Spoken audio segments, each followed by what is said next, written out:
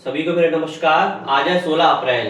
तो आज की क्लासेस का टॉपिक बहुत ही महत्वपूर्ण है। क्यों महत्वपूर्ण है? क्योंकि हमने पॉलिटी की क्लासेस की शॉर्ट नोट्स के माध्यम से एक नोट्स बनाया है, जिसमें आपकी जो आने वाली परीक्षा है, जैसे कि आपके होम गार्ड ले लीजिए, पुलिस ले लीजिए और एग्जाम ले लीजिए, उसमें पॉलिटी का सेक्शन से क्वेश्चन जरूर फंसने की संभावना है। तो चलिए स्टार्ट करते हैं पॉलिटी की महासंग्राम क्लासेस पार्ट 1। बात कर रहे हैं पॉलिटी की। तो बिल्कुल शुरू से यानी कि जब से 1773 से जब लैंग्वेज एक्ट स्टार्ट हुआ था, तब से हमने शॉर्ट नोट्स के माध्यम से इसमें समझाया गया है। यानी कि 1773 से बात करते हैं, 1773 से रेगुलर एक्ट की। तो 1773 का जब रेगुलर एक्ट आया था, उस समय की बात हो जब ब्रिटिश शासन था। तो 1773 में क्या हुआ था, बंगाल का जो गवर्नर था वो अब समूचे बंगाल का गवर्नर जनरल कहां लगा, गवर्नर जनरल बनाया गया। यानी कि कह सकते जो बंगाल का गवर्नर था, यानी कि पहले क्या था, बंगाल का गवर्नर कहते थे, लेकिन अब क्या था, गवर्नर का नाम बदलकर गवर्नर जनरल कर दिया गया। क्या कर दिया गया? गवर्नर जनरल, यानी कि गवर्नर जनरल कर दिया गया। यानी कि बंगाल का जो गवर्नर था, अब क्या कर दिया गया, अब उसको क्या करेंगे, बंगाल का गवर्नर जनरल। अब बात यहां से क्वेश्चन बनता है कि बंगाल का प्रथम गवर्नर जनरल कौन था। क्वेश्चन सीधे ऐसे पूछेगा कि बंगाल का प्रथम गवर्नर जनरल कौन था। तो बंगाल का प्रथम गवर्नर जनरल कौन था? Lord Warren Hastings. कौन था? Lord Warren Hastings. यानी कि बंगाल का प्रथम गवर्नर जनरल कौन था? Lord Warren Hastings. ये बात हो रही सिर्फ बंगाल की, ना कि समूचे भारत की। यानी कि क्या, किसकी बात हो रही है? सिर्फ बंगाल की बात हो रही है। किसकी बात हो रही है? ये बात हो रही है सिर्फ बंगाल की। तो बंगाल का प्रथम गवर्नर कौन था? Lord Warren Hastings. याद रखिए बंगाल की बात हो रही है। अब आती 1774 में। 1774 में क्या हुआ था, उच्चतम न्यायालय की स्थापना हुई थी। किसकी? यानी कि उच्चतम न्यायालय की। 1774 में क्या हुई थी? 1774 में आपकी उच्चतम न्यायालय की स्थापना हुई थी। अब हम बात करते हैं 1774 में उच्चतम न्यायालय की स्थापना हुई थी। तो प्रथम उच्चतम न्यायालय की स्थापना कब हुई थी? कलकत्ता में। कहां हुई थी? कलकत्ता में, जिसे कोलकाता बोलते हैं, कलकत्ता में हुई थी। अब हम बात करते हैं कि उस समय मुख्य न्यायाधीश कौन थे, पहले मुख्य न्यायाधीश कौन थे। तो कलकत्ता के मुख्य न्यायाधीश कौन थे? Sir Elijah Impey. कौन थे? Sir Elijah Impey. यानी कि जो कलकत्ता की स्थापना हुई थी, यानी कि कलकत्ता जो उच्चतम न्यायालय की स्थापना हुई थी कलकत्ता में, तो उस समय वहां के प्रथम मुख्य न्यायाधीश कौन थे? तो प्रथम मुख्य न्यायाधीश थे सर एलिजा एम्पे। क्वेश्चन ऐसे पूछेगा कि कलकत्ता के प्रथम मुख्य न्यायाधीश कौन थे? Sir Elijah Impey. अच्छा, इसी के साथ हम पढ़ते हैं कि अन्य न्यायाधीश भी और थे, चैम्बर्स, लेमिस्टर, हाइट। 3 अन्य न्यायाधीश थे, चैम्बर्स, लेमिस्टर, हाइट। मुख्य न्यायाधीश कौन होगा? Sir Elijah Impey. और अन्य कौन कौन हो गए? Chambers, लेमिस्टर, height. क्वेश्चन देखिए कैसे बनेगा। क्वेश्चन इस तरीके से बनेगा, देखिए कि 1774 में जब उच्चतम न्यायालय की कलकत्ता में स्थापना हुई, तो उस समय प्रथम मुख्य न्यायाधीश कौन थे? तो प्रथम मुख्य न्यायाधीश कौन थे? Sir Elijah Aamby. क्वेश्चन यही से बस बनता कि प्रथम मुख्य न्यायाधीश कौन थे 1774 में, जो कलकत्ता उच्चतम न्यायालय की स्थापना हुई थी। तो सर एलिजा एम्पे।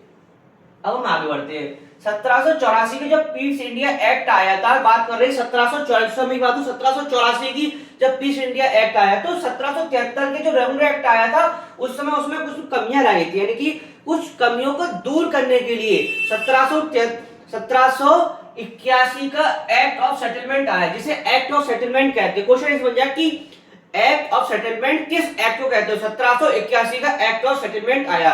तो 1784 का पीस इंडिया एक्ट आया। 1783 की कमियों को दूर करने के लिए, 1773 की जो रेगुलर एक्ट की कमियों को दूर करने के लिए 1781 का एक्ट ऑफ सेटलमेंट आया।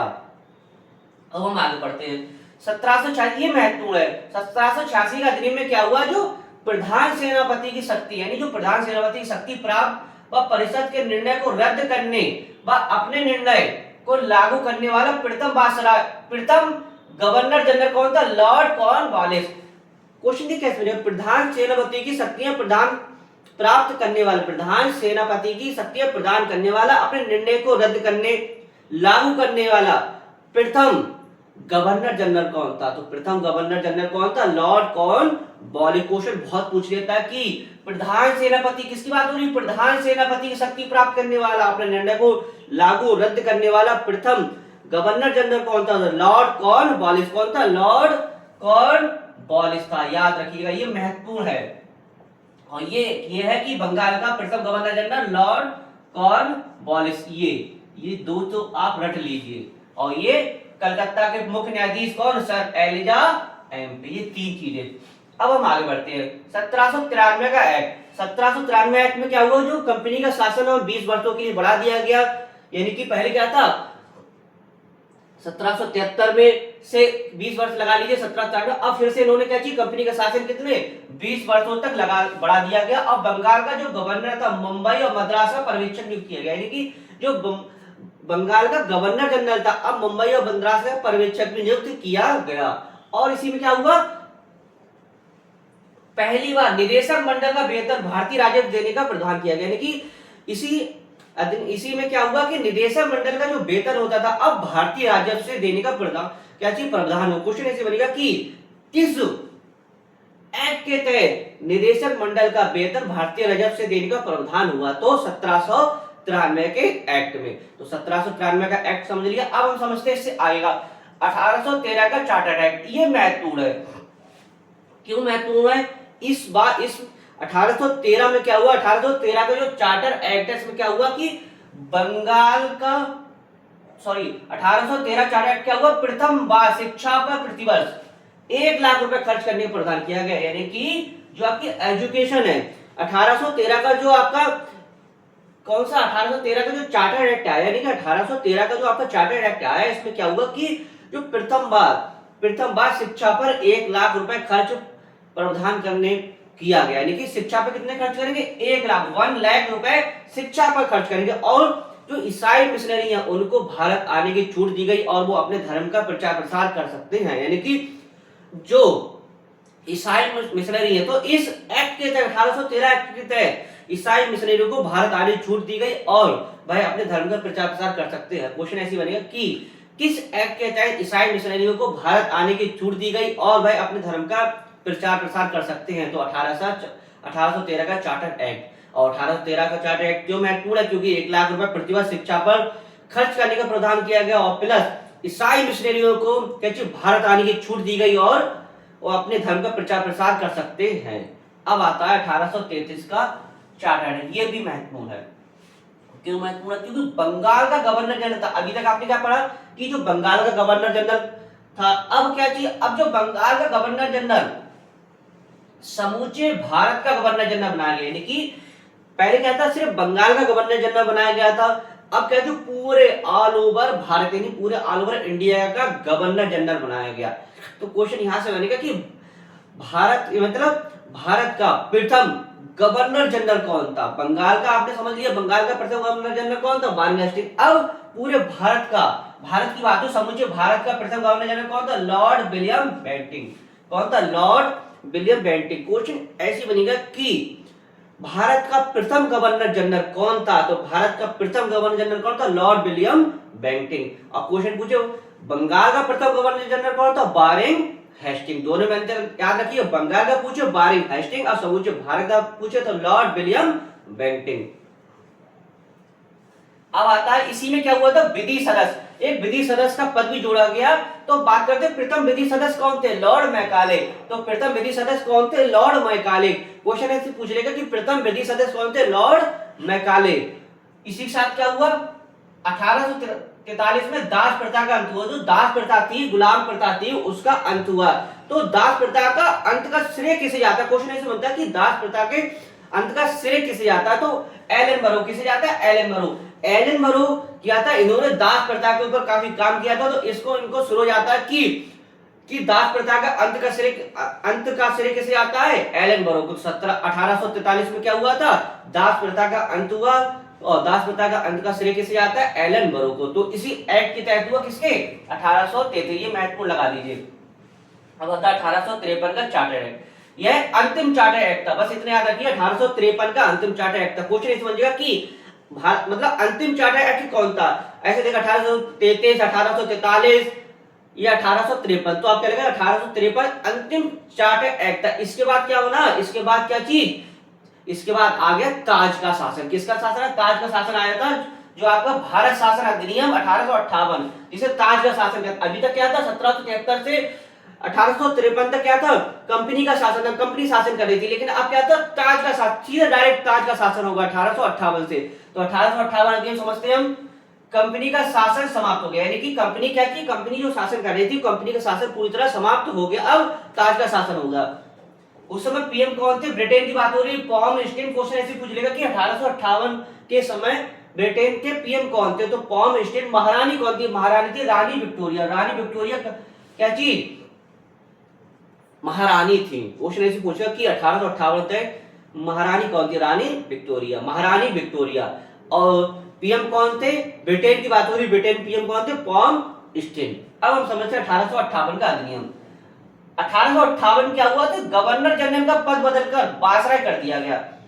इस समय 1858 क्या हुआ, अभी तक तो गवर्नर जनरल का पद चल रहा था, लेकिन अब गवर्नर जनरल का पद अब क्या कर दिया, वायसराय कर दिया गया। अब क्वेश्चन यहां से बनता है कि भारत के प्रथम वायसराय कौन थे, यानी कि वायसराय का पद कर दिया कि गवर्नर जनरल का पद बदलकर, लेकिन अब पूछा प्रथम वायसराय कौन था, तो प्रथम वायसराय आपके कौन थे, लॉर्ड कैनिंग। क्वेश्चन ऐसे पूछ लेगा कि भारत के प्रथम वायसराय कौन थे, तो भारत के प्रथम वायसराय कौन थे, लॉर्ड कैनिंग भारत के प्रथम वायसराय थे। इनकी प्रथम वायसराय कौन थे, लॉर्ड कैनिंग। इसी के साथ क्या वो पहली बार 1860 में बजट पेश किया गया, यानी कि पहली बार जो बजट पेश किया गया, यानी कि आजादी से पहले की बात हो रही है कि पहली बार, कुछ नहीं बनता कि पहली बार भारत में बजट पेश कब किया, तो 1860 में। किसके द्वारा, जेम्स विल्सन के द्वारा। जेम्स विल्सन के द्वारा 1860 में पहली बार बजट पेश किया गया। तो याद रखिएगा, जेम्स विल्सन बजट पेश। इसी अब हम समझते हैं भारतीय परिषद अधिनियम 1861। 1861 में क्या हुआ, जो वायसराय को आपातकाल में अध्यादेश जारी करने की शक्ति प्रदान की गई, जो अधिकतम कितने 6 माह तक रह सकती है, यानी कि वायसराय को क्या चाहिए, अध्यादेश जारी करने की शक्ति प्रदान की गई, जिसकी अधिकतम सीमा कितनी थी, 6 माह। अब आता है भारतीय परिषद अधिनियम 1892। 1892 में क्या हुआ, ये इसलिए महत्वपूर्ण, विधान परिषद के सदस्यों को, जो विधान परिषद के सदस्य थे, उसको बजट पर अपने विचार करने और बहस करने व कार्यपालिका के उत्तर देने के लिए अधिकृत किया गया, यानी कि जो भारतीय परिषद 1892 थी, विधान परिषद सदस्यों को बजट पर बहस करने और अपने मत देने आदि का क्या चीज प्रावधान किया गया। अब आता है ये महत्वपूर्ण, भारतीय परिषद अधिनियम 1909।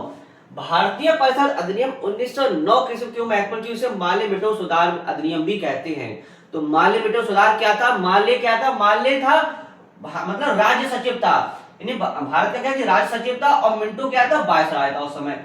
क्वेश्चन ऐसे पूछ ले कि 1919 में जो माल्य मिटा सुधार अधिनियम था, तो माल्य कौन था, तो माल्य कौन था, भारत का राज्य सचिव था, और दूसरा मिंटो कौन था, मिंटो उस समय वायसराय थे। मिंटो कौन थे, वायसराय थे। अब क्या हुआ, इसमें मुसलमानों के लिए अलग मताधिकार व अलग निर्वाचन क्षेत्र व्यवस्था की गई, यानी कि जो मुसलमानों को अलग वोट देने का अधिकार दिया गया, अलग निर्वाचन क्षेत्र का अधिकार दिया गया। क्वेश्चन ऐसी बन जाएगा कि पहली बार मुसलमानों को अलग पृथक निर्वाचन का प्रावधान कब किया गया, तो 1909 का जो माल्य मिटो सुधार अधिनियम था, उसमें क्या चीज प्रावधान किया गया, मुसलमानों को अलग निर्वाचन क्षेत्र होगा, अलग वोट कर सकते हैं। तो 1909 याद रखिएगा गांधी। और साथ में इसमें समझते हैं कि सत्येंद्र प्रसाद सिन्हा, इसी का समझते हैं, सत्येंद्र प्रसाद सिन्हा वायसराय कार्यपालिका के प्रथम सदस्य बने भारतीय। क्वेश्चन पूछे कि जो कार्यपालिका परिषद के प्रथम भारतीय सदस्य कौन थे, इसी 1909 की बात हो रही है अधिनियम की। तो भारतीय परिषद के प्रथम भारतीय सदस्य पूछे, क्या चीज, प्रथम भारतीय सदस्य सत्येंद्र प्रसाद सिन्हा थे। कौन थे, कार्यपालिका परिषद के प्रथम भारतीय सदस्य कौन थे, सत्येंद्र प्रसाद सिन्हा। कौन थे, सत्येंद्र प्रसाद सिन्हा कौन थे, वायसराय कार्यपालिका के प्रथम भारतीय सदस्य। और साथ में इसी में क्या गया, इसी में इसे फूट डालो नीति कहा। फूट डालो नीति क्यों कहा गया, क्योंकि मुसलमानों को अलग पृथक निर्वाचन क्षेत्र का प्रावधान किया गया, तो इसे क्या जी, फूट डालो नीति मतलब की मतलब प्रावधान दी गई। क्यों दी गई? क्योंकि फूट डालो नीति इसलिए दी गई क्योंकि जो मुसलमान थे उनको अलग निर्वाचन क्षेत्रों का अलग वोट देने का अधिकार होगा, तो क्या चीज फूट पड़ जाएगी, तो इसे क्या किया, फूट डालो नीति भी कहा गया। किसे? 1909 के माल्य बेटे सुधार अधिनियम को। अब इसी में समझते हैं हम भारतीय परिषद में शामिल होने वाले प्रथम सदस्य। क्वेश्चन इस पूछेगा कि भारतीय परिषद में शामिल होने वाले प्रथम सदस्य कौन थे, तो केसी गुप्ता, सैयद बिलगामी। यानी भारतीय परिषद में शामिल होने वाले प्रथम सदस्य कौन थे, केसी गुप्ता और सैयद बिलगामी। तो 1919 में क्या हुआ था, मेन था कि माल्य बेटे सुधार अधिनियम भी कहते हैं। माल्य क्या था, राज सचिव था भारत का। मिंटो कौन था, भारत का वायसराय था। और इसे फूट डालो नीति भी कहा गया और मुसलमानों को अलग प्रत्येक निर्वाचन क्षेत्र भी दिया गया। अब समझते हैं भारत शासन अधिनियम 1919। भारत शासन अधिनियम 1919 क्या है, इसे मॉन्टेग्यू चेम्सफोर्ड अधिनियम भी कहते हैं। मॉन्टेग्यू चेम्सफोर्ड अधिनियम क्या है, मॉन्टेग्यू क्या था, मॉन्टेग्यू भारत का राज सचिव था, चेम्सफोर्ड वायसराय था। जैसे कि इसमें माल्य राज सचिव था और ऐसे इसे मॉन्टेग्यू क्या था, भारत का राज सचिव था, और चेम्सफोर्ड क्या था, वायसराय था। इसी के साथ पढ़ते हैं हम सांप्रदायिक आधार पर सिखों, भारतीय ईसाइयों, आंग्ल भारतीय यूरोपियों को पृथक निर्वाचन क्षेत्र का प्रावधान किया गया। यानी कि इसी के आधार पर क्वेश्चन इस पूछेगा कि सांप्रदायिक आधार पर सिखों, ईसाइयों और आंग्ल भारतीय यूरोपियों को पृथक मतलब अलग से निर्वाचन का प्रावधान किया गया। कब? 1919 में। 1909 याद रखिएगा सिर्फ मुसलमानों किया गया। इसमें क्या चीज, इसमें ईसाइयों को, आंग्ल भारतीयों को और क्या चीज, साथ में यूरोपियों को क्या चीज, अलग पृथक निर्वाचन का क्षेत्र का प्रावधान किया गया। और पहली बार उत्तरदायी शासन शब्दों का प्रयोग किया गया। मतलब पहली बार, ये महत्वपूर्ण है, पहली बार उत्तरदायी शासन शब्दों का प्रयोग किया। क्वेश्चन ऐसे पूछो कि पहली बार उत्तरदायी शासन शब्दों का प्रयोग किस अधिनियम पर में किया गया था। 1919 के अधिनियम में पहली बार उत्तरदायी शासन शब्दों का प्रयोग किया गया। इसी साथ पढ़ते हैं पहली बार वोट डालने का अधिकार दिया गया। मतलब पहली बार अब क्या चीज, अब हम वोट डालने का हमें अधिकार मिला। कब? 1919 के अधिनियम में। क्वेश्चन ऐसे पूछ ले कि वोट डालने का अधिकार पहली बार कब मिला, तो 1919 के अधिनियम के तहत। ये बात हो रही आजादी से पहले की। अब हम समझते हैं क्या हुआ 1919 में। 1919 में केंद्र में जो केंद्र सेंट्रलाइज की बात हो रही है, द्विसदनीय व्यवस्था लागू की गई। मतलब केंद्र में द्विसदनीय व्यवस्था लागू, जो केंद्र और सेंट्रल होगा उसमें क्या थी, द्विसदनीय व्यवस्था होगी, द्विसदनीय व्यवस्था होगी। अब हम बात करें प्रांत में। प्रांत में क्या होगा, प्रांत में द्वैत शासन होगा। प्रांत में द्वैत शासन होगा, याद रखिएगा। जब 1919 की बात होगी तो केंद्र में क्या होगा, केंद्र में होगी द्विसदनीय व्यवस्था और प्रांत में क्या होगा, द्वैत शासन। फिर से रिपीट करते हैं, केंद्र की बात होगी 1919 के अधिनियम के तहत तो केंद्र में होगी द्विसदनीय व्यवस्था, प्रांत में क्या होगी, द्वैत शासन। और भारत में लोक सेवा आयोग का गठन किया गया 26 अक्टूबर 1926 को। आजादी से पहले की बात हो तो आजादी बाद का 26 जनवरी 1950। इतना आपको 1919 के अधिनियम के बारे में पता होना चाहिए। तो हमने शॉर्ट नोट्स के माध्यम से 1773 से 1919 के अधिनियम तक बताया। यानी कि जो आपका क्या चीज सेक्शन जो आपके मतलब पेपर होने वाला है, जैसे कि अभी होमगार्ड का पेपर होने वाला है, तो होमगार्ड में अगर क्वेश्चन बनेंगे तो इससे क्वेश्चन बच के नहीं जाएगा। पुलिस में एग्जाम होने वाले तो संभावना यही रहेगी कि इससे क्वेश्चन फंस जाए। एक बार फिर से हम शॉर्टली समझ लेते हैं, क्योंकि परीक्षा आपके नजदीक आने वाली है, किसी होमगार्ड की और पुलिस की एंड अन्य एग्जाम की, तो समझते हैं एक बार फिर से शॉर्टली। जो मेन टॉपिक है 1773 में क्या होता है, 1773 में तो रेगुलेट एक्ट आया था। इसमें जो बंगाल का गवर्नर था, अब क्या चीज बंगाल के गवर्नर को क्या चीज गवर्नर जनरल कहा जाने लगा। तो भारत मतलब बंगाल का प्रथम गवर्नर जनरल कौन था, तो प्रथम गवर्नर जनरल था आपका लॉर्ड वारेन हेस्टिंग। इसी एक्ट के तहत क्या हुआ, 1774 में उच्चतम कलकत्ता उच्चतम न्यायालय की स्थापना हुई, जिसके मुख्य न्यायाधीश कौन थे, सर एलिजा एम्पे। अब इसके बाद समझते हैं, इसके बाद महत्वपूर्ण ये है कि इसके बाद आता आपका जो 1786 का जो अधिनियम था, क्या अधिनियम था, जो प्रधान सेनापति की शक्तियां प्राप्त करने वाला, अपने निर्णय को लागू करने वाला, रद्द करने वाला प्रथम गवर्नर जनरल कौन था, तो प्रथम गवर्नर जनरल कौन था, लॉर्ड कॉर्नवालिस। की महत्वपूर्ण लगा लीजिए। फिर आता 1813 का। 1813 का चार्टर एक्ट में क्या हुआ था, इसमें क्या हुआ था कि प्रथम बार 1 लाख रुपए खर्च करने का प्रावधान, शिक्षा पर यानी एजुकेशन पर 1 लाख रुपए खर्च करने का प्रावधान किया गया। और साथ में क्या हुआ, वो महत्वपूर्ण है, कि ईसाई मिशनरियों को भारत आने की छूट दी गई और वह अपने धर्म का प्रचार प्रसार कर सकते हैं। अब आता 1833 में क्या हुआ कि बंगाल का गवर्नर जनरल अब समूचे भारत का गवर्नर जनरल कहा जाने लगा। तो प्रथम गवर्नर जनरल कौन था? तो प्रथम गवर्नर जनरल आपका था लॉर्ड विलियम बेंटिंग। और इसी में क्या हुआ? इसी में हुआ दास प्रथा का अंत हुआ। तो दास प्रथा का अंत से जाता है एलन बरो को। और अंतिम चार्टर एक्ट पूछे, अंतिम चार्टर एक्ट कौन था? 1853 का अंतिम चार्टर एक्ट, उसका था आया 1858 का अधिनियम यानी कि ताज का शासन। तो 1858 का अधिनियम क्या बात हो रही है? ये 1857 की क्रांति आ गई, तो उसके बाद अधिनियम बना, कंपनी का शासन समाप्त हो गया। उस समय पीएम थे पॉम स्टेन, महारानी की रानी विक्टोरिया। और 1858 में क्या हुआ था? जो गवर्नर जनरल का पद बदलकर क्या कर दिया? वायसराय कर दिया गया। अब वायसराय यानी वायसराय की बात हुई, प्रथम वायसराय कौन थे? Lord Canning. कौन थे? Lord Canning. क्वेश्चन ऐसे पूछ लिया कि प्रथम वायसराय कौन थे? Lord Canning. इसी के साथ हम समझते हैं कि 1886 में क्या हुआ था? 1886 अधिनियम की आपातकाल में अध्यादेश जारी करने की शक्ति प्रदान की गई, जिसकी अवधि कितनी? 6 माह थी।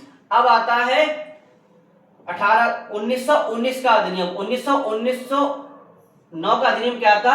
1909 का अधिनियम माल्य मिंटो सुधार अधिनियम कहते हैं, जो माल्य भारत का राष्ट्र सचिव था मिंटो वायसराय था। इस समय क्या हुआ था? जो मुसलमानों को प्रथम निर्वाचन का क्षेत्र दिया गया और वह वोट डालने का अधिकार दिया गया। इसे फूट डालो नीति भी कहा गया।